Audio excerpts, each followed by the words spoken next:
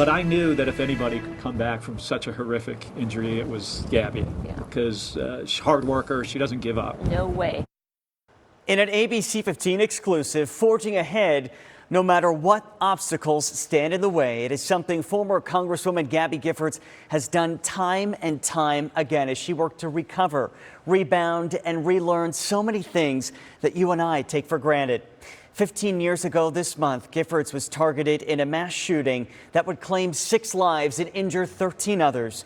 Over the weekend, I went to the Gabe Zimmerman trailhead outside of Tucson, created in honor of one of those victims, where Giffords and her husband, Senator Mark Kelly, gave me a deeply personal look back at that tragedy that changed so many lives, including their own. What may seem like simple steps on this blustery Arizona winter day are actually monumental milestones.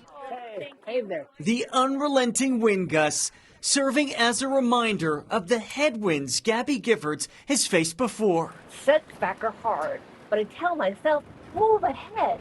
15 years ago, when all of this had just happened, did you ever think there would be a day where you would see her like this? I didn't know, to be honest, what to expect, but I knew Gabby was a fighter, and if anybody could come back. Tough. 15 years ago, on January 8th, 2011, a man tried to assassinate me. It was a day designed to bring people together, but instead ripped apart so many lives. A gunman opening fire at Giffords' Congress on Your Corner event at this Tucson shopping center. In just 20 seconds, 6 people would be killed. More than a dozen others were injured, including Giffords, who had been shot in the head. 911, there was shooting at where Gabby Giffords was. And I do believe Gabby Giffords was hit. This is Giffords on a stretcher, being raised to University Medical Center in Tucson, barely clinging to life.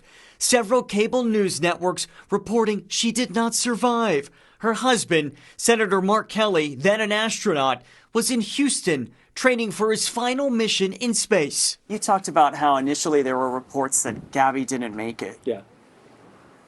For that time, what was going through your mind as you traveled back to Arizona? Yeah, it was, I remember that day very, very well, like almost every detail of it.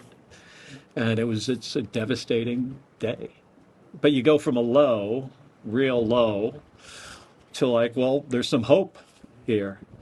But I have to say, when I saw you No bueno. that first time, it was not looking hopeful. A lot of tubes, big bandage. But Giffords would truly get the last laugh, blazing past every single expectation. Yoga twice a week, French horn, Spanish lessons, biking, 240 for the gym, El Tour de Tucson, 32 miles. Keeps busy, for Yoga, sure. pool therapy, and traveling a lot. Yeah, a lot of hard work.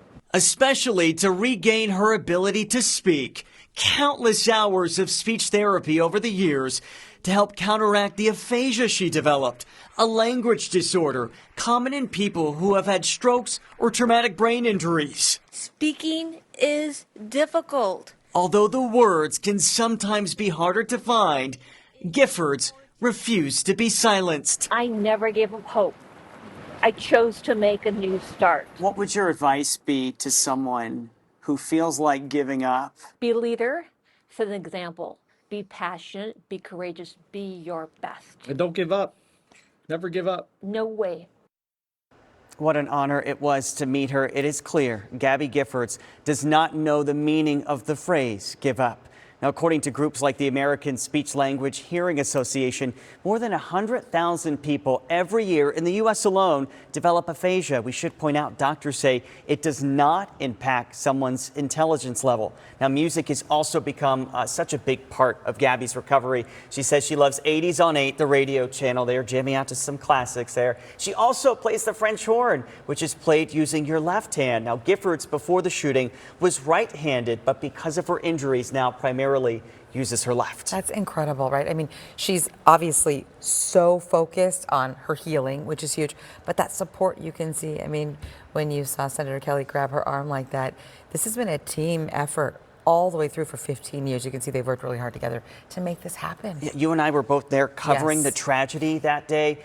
To go from that 15 years ago to what we see of Gabby now, my goodness. Miracles just can happen. Persevering in so many ways. Now, we're not done yet, because coming up tomorrow, Giffords is speaking to me about what has really become her life's mission, gun reform. Hear what she's fighting for and how she and Senator Kelly are also responding to critics. That's tomorrow, right here on ABC 15 Mornings.